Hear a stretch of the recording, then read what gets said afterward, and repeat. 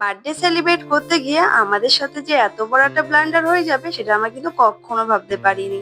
কি এমন হয়েছিল যার জন্য আমার কেকটার এই অবস্থা হয়েছিল সবটাই শেয়ার করবো তোমাদের সাথে এই ব্লগে। তাহলে চলো ব্লগটা কিন্তু ফার্স্ট থেকে শুরু করা যাক। Hello everyone, welcome back to my channel. তো বার্থডে সেকেন্ড পার্ট নিয়ে চলে এলাম। চলো গেট রেডি উইথ মি। চলো ড্রেসটা এবার পরে নি। এই দেখো রেডি টেডি হয়তো একদম বেরিয়ে পড়েছি। আর যেহেতু অনেকটা লেট হচ্ছিল তাই একদম কেকের দোকানে চলে এসেছি সামনে। আর এই কেকগুলো দেখো কি দারুণ দেখতে না। সবকটা কেকই খুব সুন্দর ছিল, তার দিয়ে একটা কেক আমরা পারচেস করে নিই। আর এই কেকটা দেখো কি দারুণ না, এতটা সুন্দর কি বলবো এই কেকটা। এই কেকটা না সোনুর খুব পছন্দ হয়েছিল, বারবার করে বলছিল আমাকে নেওয়ার জন্য। আমি বললাম না, নেওয়ার দরকার নেই, দুজন মিলে সেলিব্রেট করবো, এত বড় কেক নিয়ে লাভ নেই। ও বারবার করে বলছিল যদি বার্থডেটা বড় করে হতো, বাড়িতে করা হতো, তাহলে ওই কেকটা অবশ্যই ও নিয়ে যেত। আমার কথা শুনতো না। তারপরে দেখো আমরা আমাদের লোকেশনে চলে আসি। আর একদম দেখো চলে এসেছি, কি সুন্দর না জায়গাটা, একটুখানি দেখো এতটা সুন্দর এই জায়গাটা কি তোমাদের বলবো। আর আমি না ভেবেছিলাম এবারে বার্থডেটা একটু অন্যরকম করার চেষ্টা করব। ফোনে অনেক ভিডিও দেখছিলাম, ভেবেছিলাম যে এমন একটা জায়গায় গিয়ে করবো যেখানটা সেট আপ করে বসে কেকটা কাটতে পারবো, নিজেদের মতো টাইম স্পেন্ড করতে পারবো।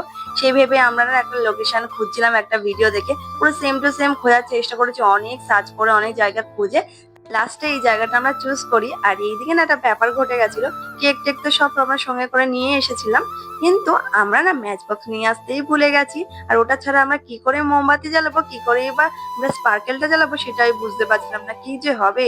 এটা ভাবতে ভাবতে না মাথা খারাপ হয়ে যাচ্ছিল। আর এখানে কোথাও না কোনো দোকান ছিল না যেখান থেকে আনা যাবে। সেটা ভাবতে ভাবতে শোনো না চলে গেল একদম গার্ডেনের বাইরে। তারপরে একটা কাকু থেকে ধার করে ওটার না নিম্বু পানির দোকান আছে, তো কাকুটা বিড়ি খায় তাই জন্য কাকুটা দিয়ে দিল।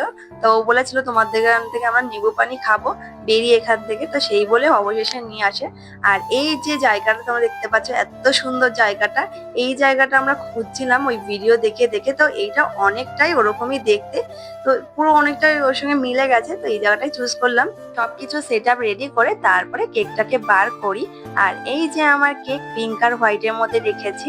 তো কেকটা না আমি চেয়েছিলাম স্কাই এর মধ্যে নেব, আমার ড্রেসের সাথে ম্যাচ করে।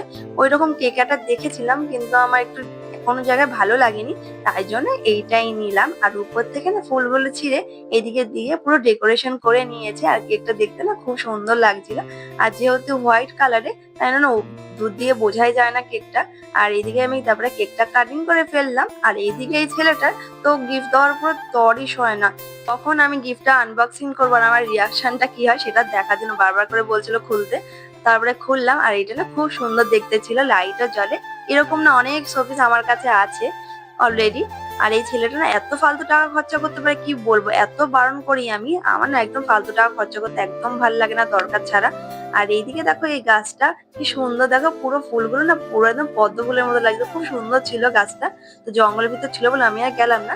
তারপর ওখান থেকে চলে এলাম আমরা সুন্দর একটা রেস্টুরেন্টে। ডেকোরেশনটা খুব সুন্দর ছিল। তারপর আমরা খাবার অর্ডার দিয়ে দিয়েছি। আর আমার না খেতে একদম ইচ্ছে করছিল না, আমি ভাবলাম বাড়ি গিয়ে খাবো, শুধুমাত্র ওর জন্য আমাকে খেতে হয়েছিল। সবসময় না এরকমই করে জানো, আমিও সবসময় বলি যে খাবো না কিন্তু ওর জন্য আমাকে খেতে হয়। তো ফ্রাইড রাইস আর পানির মশলা আর একটা নুডলস অর্ডার দিয়েছিলাম, বেশি কিছু অর্ডার দেওয়া হয়নি যেহেতু আমার খেতে ইচ্ছে করছিল না। আর বার্থডে দিন আমি ভেবেছিলাম ননভেজ খাবো না, তাই ভেজটাই অর্ডার করেছিলাম। আর এই যে পানির মশলাটা এটা না একদম বিচ্ছিরি খেতে ছিল, যাই হোক নুডলসটাও ভালো ছিল। তাই আমরা সেরকম একটা না খেয়ে পুরো খাবারটাই বেকার করে চলে আসি। এবারে তোমাদেরকে বলি যে আমাদের সাথে কি এমন ব্লান্ডার ঘটেছিল আর কেকটার এই অবস্থায় বা কি করে হলো। তো আমরা ফুচকা খাওয়া বলে বাইপাসে একটা জায়গায় দাঁড়িয়েছি, দাঁড়িয়ে ফুচকা খাচ্ছিলামও। আর এইদিকে না বাইকের সাইডে এই প্যাকেটটা ঝোলানো ছিল কেকের।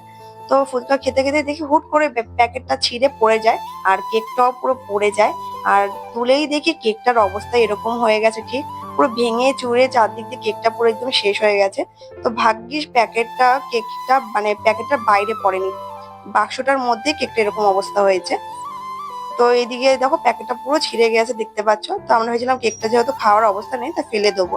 তো ওই ফুচকা দোকান দাদাটা বললো যেহেতু কেকটা বাইরে পড়েনি তাই ফেলে নষ্ট করো না, কেউ তো খেতে পারবে, বাড়িতে নিয়ে যাও সবাই খেয়ে নেবে।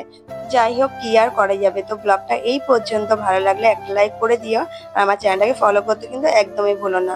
দেখা হবে next blog. Love you, tata, bye by.